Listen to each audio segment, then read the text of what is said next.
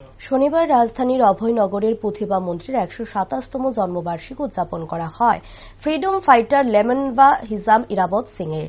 উপস্থিত ছিলেন ত্রিপুরা ইউনিভার্সিটির ভাইস চ্যান্সেলর প্রফেসর গঙ্গা প্রসাদ প্রসূন। মুখ্য অতিথি হিসেবে উপস্থিত ছিলেন অঙ্গমচা বিমল অকৈজাম সহ অন্যান্যরা। ১৮৯৬ সালে ৩০ সেপ্টেম্বর উনার জন্ম হয়। উনি ছিলেন সমাজ সংস্কারক এবং স্বাধীনতা সংগ্রামী। সর্বদা সমাজতন্ত্র জমিদার তন্ত্রের বিরুদ্ধে লড়াই করে গেছেন। মণিপুরের পাশাপাশি আসাম, ত্রিপুরা, মায়ানমার ও বাংলাদেশেরও বিভিন্ন নারী সংগঠন গড়ে তুলেছিলেন।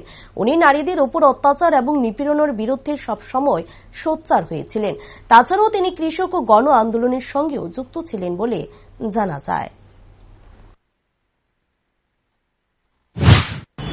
১৮৯৬ সাল আজকের দিনে ৩০ সেপ্টেম্বর জননেতা কমিউনিস্ট নেতা কমরেড হিজাম ইরাবত সিং এর জন্ম হয় মণিপুর।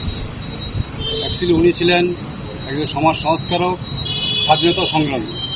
উনি বরাবর সামন্ততন্ত্র, সাম্রাজ্যবাদের বিরুদ্ধে, জমিদারতন্ত্রের বিরুদ্ধে লড়াই করে গেছেন।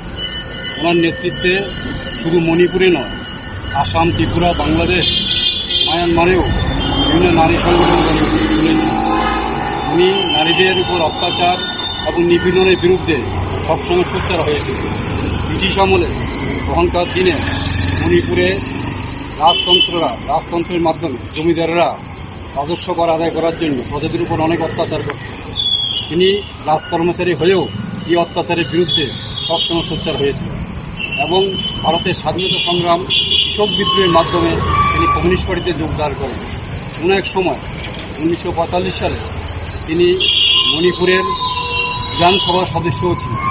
তাছাড়া তিনি কৃষক আন্দোলন এবং বিভিন্ন গণ আন্দোলনে যুক্ত ছিলেন। ওনার প্রতি আজকে আমরা শ্রদ্ধা নিবেদন করছি। ওনার আবক্তমূর্তিকে আমরা মাল্যদান করে ওনার ভাবধারা, চিন্তাধারাকে চারিদিকে ছড়িয়ে দেওয়ার জন্য আপনাদের মাধ্যমে আমরা